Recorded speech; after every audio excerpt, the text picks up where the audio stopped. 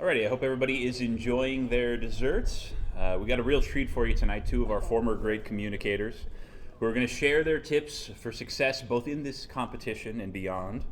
But before I introduce you to our speakers this evening, I want to tell you a quick story about President Reagan. So, decades before he spoke from a political or presidential podium, and this goes back to his very earliest days when he wasn't much older than many of you in the crowd. And you probably saw a little bit of this as you went on your tour today. But it's during the Depression that President Reagan first started attending Eureka College. You might have heard during your tour that he went there, not because of its scholastic programs necessarily, but because he was in love with a young lady named Margaret Cleaver, who happened to be the local pastor's daughter. So he followed her there, earned a scholarship, and it was during the Depression. Like many colleges, and especially small colleges in the Midwest at that time, they were facing financial troubles. And the school president said, you know what, we're going to have to cut some of the faculty. We're going to have to cut back on our classes so that we can continue to be financially solvent. And so they wanted to speak up and protest this particular decision. The students did, because it would impact them. It would have meant they would have had to spend more money, be there longer, not get the classes they needed, and lose some of their favorite professors. But some of the upperclassmen were very worried that by them speaking up, it would cost them anyway. And so they tapped into a freshman in college by the name of Ronald Reagan, the guy who was shy, admittedly shy, he said, during his youth. But when he got on stage, sometimes he felt an energy that made him feel really good. And his first political speech happened as a freshman in college, on stage at Eureka. And he gave a speech, and the crowd responded incredibly positively. And for the first time in his life, he heard applause. He felt what it meant to sway people with a powerful speech, what it meant to be a great communicator. And what ended up happening, you probably know the moral of the story. The president ended up leaving the university. They did not make those budget cuts that he had proposed. The faculty stuck around. And Ronald Reagan, the young freshman, was seen as a hero on campus of a very small school. Today they have a scholarship at Eureka College called the Ronald Reagan Scholarship, and they take the freshmen each year who've earned this scholarship and they stand them on stage in the very spot where Ronald Reagan gave that first speech as a freshman, and just kind of paint a picture of all the things that are possible in the world for Eureka College freshmen. So when you think about that story as you embark on the competition tomorrow. So tomorrow's not going to be the first speech any of you have given, we know that, but we wish you the best of luck and hope you'll feel that same exhilaration and grab the judges with your words and the emotion and the ways in which you communicate, and best of luck to all of you. But now, I want to give you an insider's peek. People who have been through this competition before can offer some wonderful feedback from the perspective. They've been in your seats before. So we're pleased to have with us tonight former two-time Great Communicator Debate Series national champion, Mr. John Michael McGlure, who will be entering his sophomore year at Northwestern. And he's going to be joined on stage by national finalist and current education intern, Lorinda Ruse, who's entering her sophomore year at Georgetown. So afterwards, welcome. Afterwards, we'll have a couple of minutes for questions, if anybody has a question after you hear him talk. But with that, once we pull this off, we'll get going. Yeah, well, hello. I hope you all are enjoying your dessert. I saw some very large tubs of coffee, so I know that I will be enjoying my dessert. So like Tony said, my name's Lorinda Ruse, and I was a competitor here last year, and I'm a current foundation intern. And I'm joined with the lovely John, who I'm sure you all know. So John, if you'd like to start us off, what life in college has been like after your very industrious Great Communicator career. Yeah, college this year has been really great. And one thing that I think you all should know beyond this competition is that competing in academic debate is definitely something that will help you in the future, irrespective of if you decide to debate in college, which I don't debate in college. But I certainly think that my 4 years in debate were completely formative for how I approach academic challenges now. And I'll tell you, the critical thinking ability, the research ability, and the ability to effectively communicate is something that will go well beyond this competition, well beyond your 4 years of high school debate into your college years. And just small things like approaching how to write a research paper or how to participate in a discussion section in college are things that you will have an inherent advantage at because you participated in debates. So that's something that I think you all should know, that what you're doing has value, and what you're doing is important, beyond the fact that you're able to express yourself in this competition and in other competitions. You're going to be able to use those skills in the future for the rest of your life. Do you have any experience with that in college? Have you noticed the same thing? Yes, I would definitely kind of echo those sentiments, especially since, can y'all hear me? Oh, perfect. I actually did parliamentary debates for kind of part of my college experience so far, and it's very funny because, I went in, I showed up to practice, and the first person I saw was Michael, who was actually the runner-up last year and competed with us. And so he goes to the same school that I go to, he's in the same college that I'm in, and we ended up being debate partners for a tournament. We won the tournament, so that's a plus. Reagan, Great Communicator, good genes. So I guess it's just kind of sentiment and testimony to the fact that once the Reagan Foundation is a part of you, it always shows up in the most random places. But yeah, definitely kind of the way that debate has been able to shape just your outlook on life. It's been able to shape your ability to see all the nuances and all the aspects of any argument, but kind of just any interaction that you have has been, one of the best things that I've learned. So even if you don't end up sticking with debate, whatever you do just as a young professional will have to do with public speaking. And the ability to be able to effectively articulate your ideas is one of the most crucial things that I think that I've been taught. But with debate teaching you so much clearly, would you like to talk about your experience here and how that has kind of shaped and what that is like from your other experiences throughout high school? Yeah, one thing that you brought up was that you were able to, compete with Michael and connect with him once you got to Georgetown, and I think that's a really representative example of why this tournament is different from other tournaments. As most of you, I would imagine, know, this is very unique as far as debate tournaments go. You usually, actually never in my experience, other than this tournament, do you get the opportunity to actually talk with and become friends with the people who you'll be competing against. And I think that this is not just a side effect of the tournament. This is a very conscious effort by the Reagan Foundation to create a different kind of tournament. And I think it's very important because, in my opinion, the debate community nationally can be competitive almost to a toxic point. I think, especially on the national circuit, people get so caught up in winning tournaments and performing well that they can be a little nasty sometimes, and they can forget that they're competing against human beings. And so I think this tournament is really special in that at the end of the day, you end up rooting for someone who might have eliminated you earlier in the tournament, and you actually are able to talk to the people after the tournament. I remember last year, after the final round happened, when we all went back to the hotel, everyone stayed by the pool late into the night talking. People didn't just go back to their rooms and never talk to each other again. People exchanged phone numbers, people kept in touch, and so I just think there's great value to that, because at the end of the day, winning a tournament is great, and it's nice, but there's added benefit to connecting with other people, and you'll realize this in college, and it's something I've certainly noticed, and probably the biggest piece of advice I can give you for those of you going into college is find the right group of people. Surround yourself with people who are like you, and I'm not saying surround yourself with people who all have the same opinions as you, but good people who are going to influence you well and push you to be your best. And I think opportunities like this help us network and find like-minded people who are going to push us to be our best. And maybe you want to talk about your experience at this tournament compared to other ones. Yeah, sure. So I also did debate throughout high school. I started as a 7th grader, so debate has just been my life for the last almost decade. I did policy, so kind of the transition from that to here was a very big one, to say the least.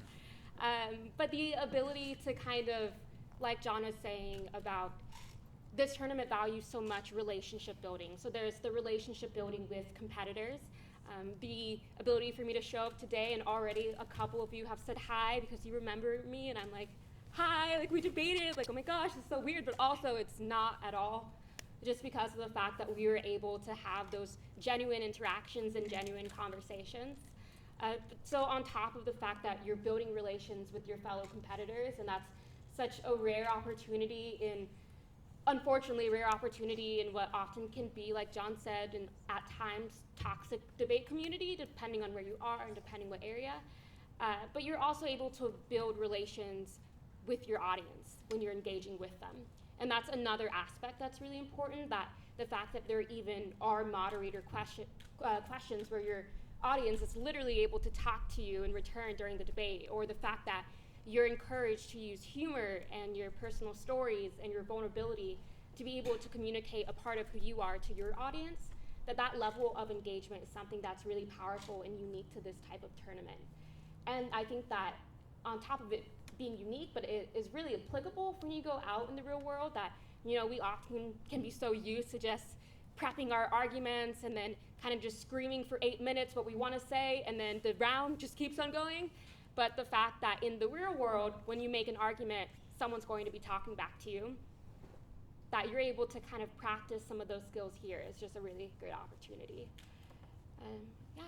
Yeah, and just to piggyback off that, I just want you to consider real world applicable skills, right? And I'm not trying to denigrate other forms of debate when I say this, but the reality is, if any attorney walked into a courtroom and started spreading like an LD debater does, and I did LD, so don't think that I'm attacking LD, but if you did that, you would lose. And if you walk into a discussion section at your university and you started speaking like that, or in language that nobody else can understand, you would get a poor grade. And beyond that, other than achievement, you're less persuasive to the general public. And so I think one thing you might have heard Rebecca say earlier is that the judges at this tournament are actually community members. So that's something that's probably strange for a lot of you, at least those of you who've debated at national circuit tournaments, where the judges are former coaches, former debaters, who understand all of the jargon, who can flow at insane paces. And so by forcing you to communicate to community members, people who don't understand debate jargon and haven't been involved in the community for a long time, you're learning how to communicate to the everyday people that you're going to need to communicate with in the future. And frankly, part of being a good leader is being able to communicate effectively. And if you don't have those types of skills, I think that's a really big challenge going forward. And so this tournament really helps you to cultivate and practice those real-world practical communication skills. Yeah, definitely. John, do you want to talk about maybe some of the tips that you've gotten throughout your experience with Reagan? Actually, I do have a question. How long have you been participating and interacting with Great Communicator? Sure, so this will be my 5th year being involved in this tournament in some way. My freshman year, I went to the Northeast qualifier, and I did terribly. I didn't make it to out-rounds at all. And then my sophomore year, I also went to the Northeast qualifier. I made it to semifinals, but I did not qualify for the national tournament. And then last year and the year before, I did qualify for the national tournament. And now I'm back here. And I think that's just a testament to the fact that the foundation really does not just want to throw you out the door after you're done with this tournament. You can certainly come back. And I'm really glad that they allowed me to come back. I'm very happy to be back. And I encourage all of you, even once this tournament is over, to reach out. And I'm sure they'd be happy to have you all back as well.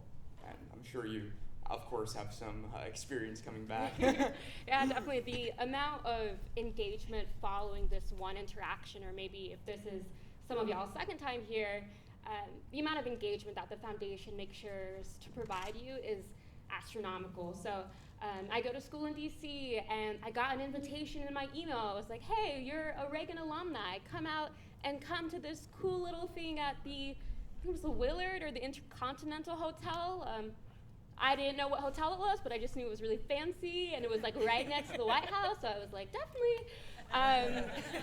So I showed up, and I walked in, and I just saw some students there, and I was like, hey, I'm Lorinda, go to Georgetown, where are you from? And they were like, I go to school at George Mason. And I was like, oh, awesome.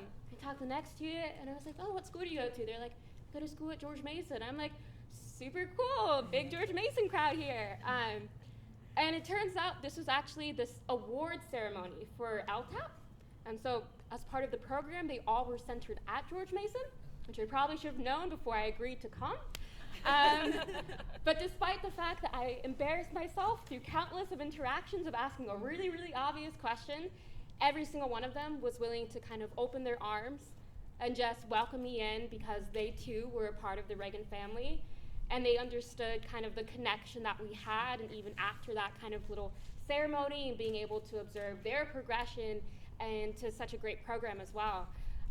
They gave me their contact information, and they said, oh, let's keep in touch. So I think that that is one of the big takeaways that I've had from this foundation, is that once the foundation kind of gets a hold of you, they never let go, which really great thing. And it's made my summer amazing and really interesting to be a part of.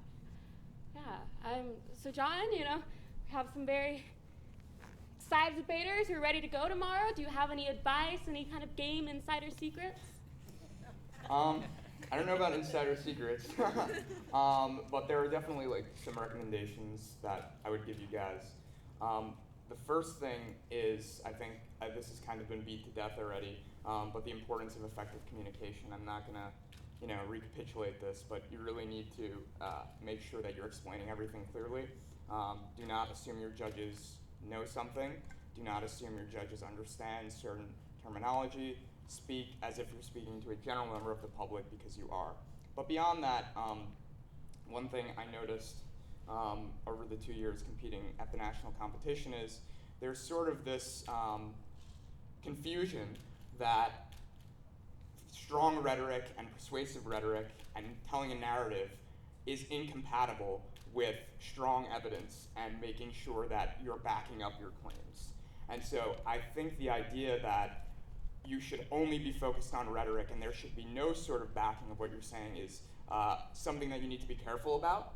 And I think what separates the people who are going to do really well at this tournament and advance really far and the people who aren't are how well evidence is employed in an engaging manner using an effective narrative. So I don't want any of you to think that those two things are incompatible, because they're really not, and when you put them together, they're extremely powerful. That is something that I think President Reagan did very effectively, and I think by combining those two things, that will really set you up for success. And then beyond that, I think one aspect of this tournament that you might be nervous about or unsure about is the judge questioning, which I actually really enjoyed. I love the judge questioning portion because you shouldn't view it with fear. You should view it as an opportunity, because the judge questions give you a window into what the judge is thinking. And so if you actually pay attention to what they're asking, you can kind of understand what's going on in their mind.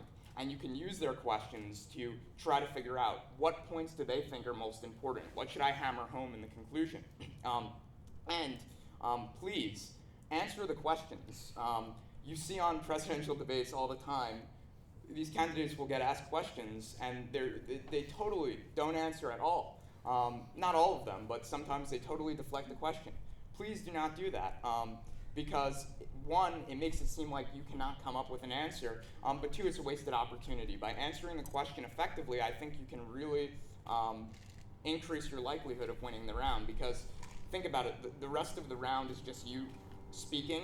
You're either reading a constructive or you're giving a rebuttal or a closing statement, but the judge questions are the one opportunity in the round where you get to directly engage with the judges, and that matters because that's when they're going to be most engaged, because you're addressing things that they're specifically wondering about and they specifically brought up. So I can't emphasize enough the importance of properly treating the judge questions.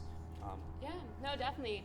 And I think a point that John really touched on really effectively was that this tournament really is all about balance, and kind of bringing a balance in your ability to use the skills that you all know super well. If you didn't know them, then you wouldn't be here, and being able to make sure that you're reaching out to your audience. So I would say timing in particular is super important. So the ability to kind of use your anecdote or use your personal story, but making sure that it's not too short where it comes off abrupt, it's not too early on in your speech where it comes off as just abrupt as well, or it's not too long where it kind of cuts down on your ability to put out the amount of arguments that you need to effectively cover everything.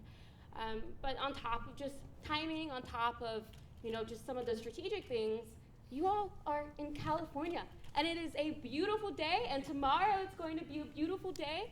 So definitely take the opportunity to soak up the time that you're here and just soak up this experience, because it's like no other. So I think that is kind of about it for us. If any of you have any kind of specific questions that you want to ask, feel free. Yeah, we'd really be happy to take any questions, whether they relate to like strategic considerations or anything about the Reagan Foundation in general. We'd be happy to take any questions now. If not, I can also just go and drink some of the giant tubs of coffee, which I'm also fine with. Lorinda, how are you here with us this summer? Yes, Rebecca, good question. So I am one of the interns for the education department who puts on these super cool events like the Great Communicator debate series. So kind of it's for university interns, so kind of within my second semester, you go online, and then you fill out an application, and kind of if you are signed up with the Reagan Foundation emails, which you all will be soon after this tournament, then you'll definitely get a lot of emails reminding you that this amazing opportunity is here. So yeah, but throughout my time here, I've had plenty of opportunities to kind of look into the behind the scenes of things, look how the incredible amount of work that goes into building this experience, but also developing and kind of working with students, which has been the main focus of this internship as well. And it's part of our student leadership program that kind of gives you the opportunity to directly work hands-on with some amazing, gifted kind of young high schoolers and helping them along their leadership journey. Yes, Rebecca? Is this a volunteer experience? No, of course not. This is a paid opportunity. We're getting the big bucks here. So that is just another perk of being out in this literally amazing space, amazing foundation isn't enough for you, then you also get kind of some money to keep you afloat. We stay at Kowloon, that's also covered. We get really cool dinners like this, so I've been very full the last week. So there's plenty of opportunities. Definitely apply. I would highly recommend it. Thank you. I was very curious.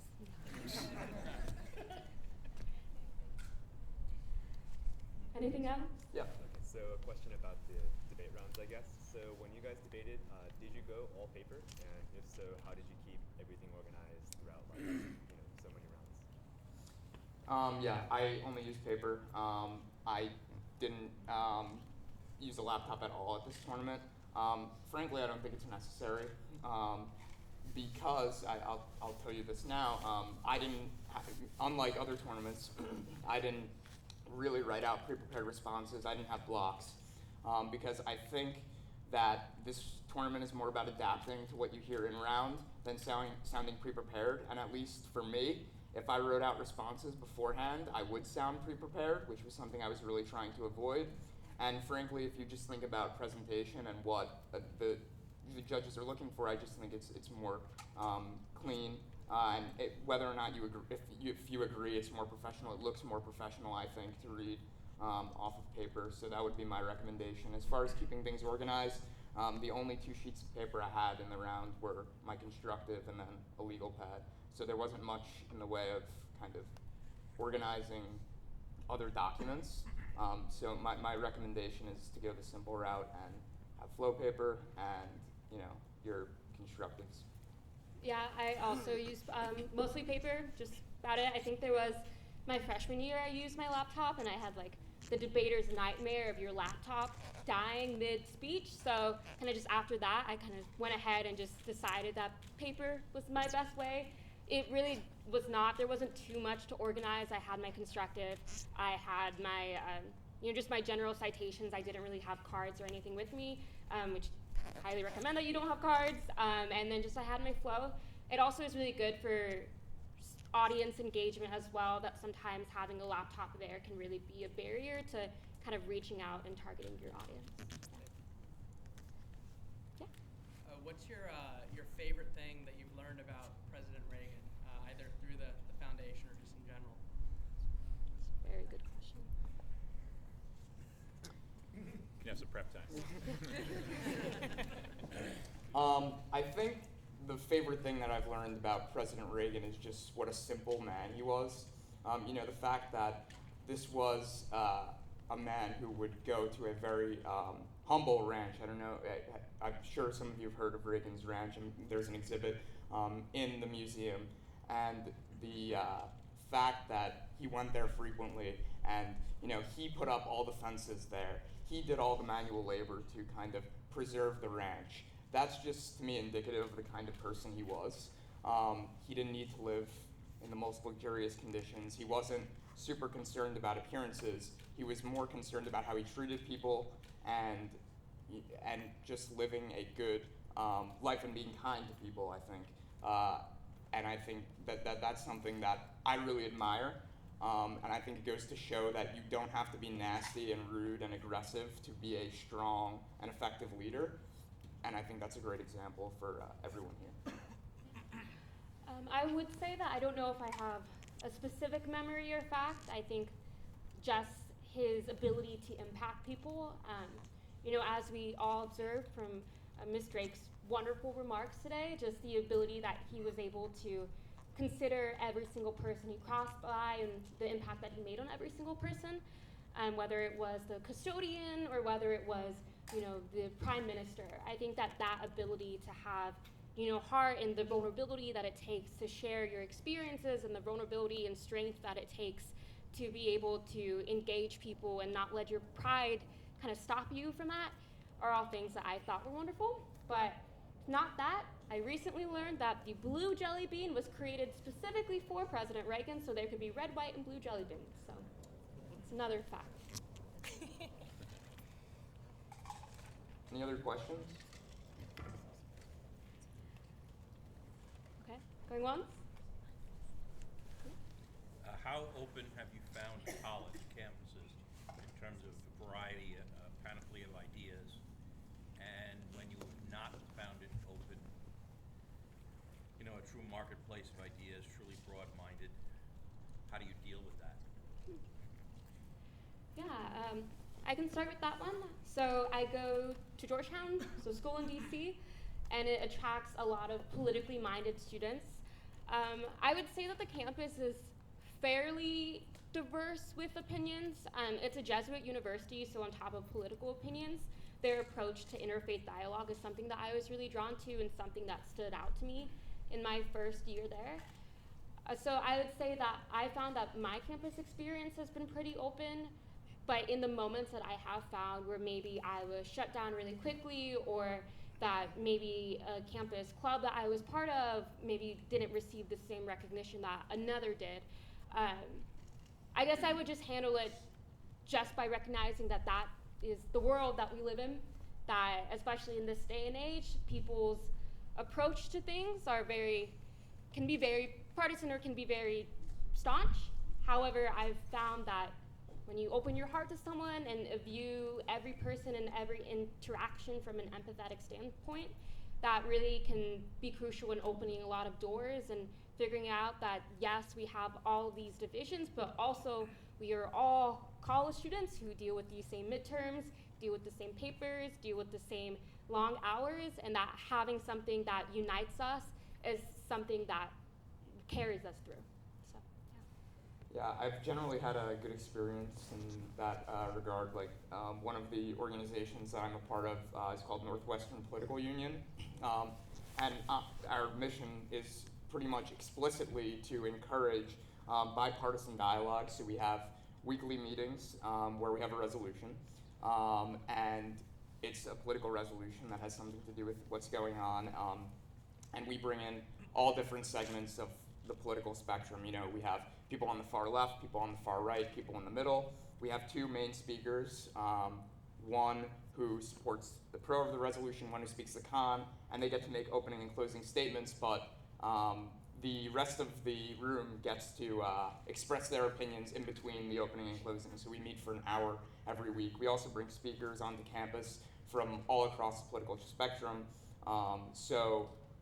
I've had a really great experience. I think the fact that an organization like that can exist speaks to the fact that open and free speech is definitely encouraged. Obviously, I can't speak for every university, but or every student, but I personally have had a very good experience. I've never felt that I was being silenced by the university or other students for expressing my political views. I'm sure some students have. I can't speak for other people, but personally, that's been my experience. It's been very positive. Any other questions? So John, after the competition ended, what specifically did you do to get reconnected with the Reagan Foundation? I emailed them. I emailed Rebecca, and I said, hi, how are you? Well, actually, there's a little backstory. They actually sent me a care package earlier in the year, which was very kind, thank you. And I had sent them an email saying, thank you. I'd love to come back. I'd love to come and see you all. And that's kind of how we got started, restarted the line of communication. And then I was speaking to Chris over there, and we got it all figured out. And that's how I ended up coming back here. But it's really just, they reached out, I responded, and now I'm here. So it's really, they want you to come back. It's not like you have to, it's not like pulling teeth to come back. Yeah, it was right as I was considering whether I should apply for this internship that I was just thinking, and I was like, maybe not, I have a paper I could probably do, why put in time for this application, that I got that care package. It had Snickers or 3 Musketeers in it, and it had a little Amazon gift card, which I very quickly used. But just the fact that the foundation keeps in mind those little things that, you're all struggling college students, and maybe you just need 3 Musketeers to brighten your day. But those small things are what connects us, and those small things is really what pushed me over the edge for applying to this internship. And now I'm completely sold, so I'm sure that there'll probably be many more 3 Musketeers in my future. Any final questions? Well, thank you all so much for listening to us. Good luck tomorrow. I'm sure you'll all do very well.